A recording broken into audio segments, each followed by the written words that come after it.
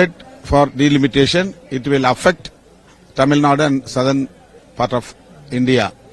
So that our Honorable CM raises his voice against this approach of Union government. Of our party, VCK, we extended our wishes to our Honorable CM for his 72nd birthday. He took oath today against Hindi imposition. We welcome it and we extend our support to him. This is very sensitive issue. It is very essential one. We have to discuss elaborately about delimitation of parliamentary constituencies. Based on population, if they go ahead for delimitation, it will affect Tamil Nadu and southern part of India.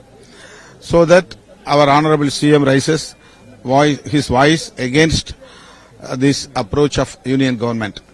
We also extend our strong support to our Honorable CM in this regard. He is diverting the people of Tamil Nadu.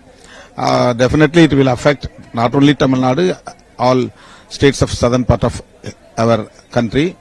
So we will make awareness among southern states.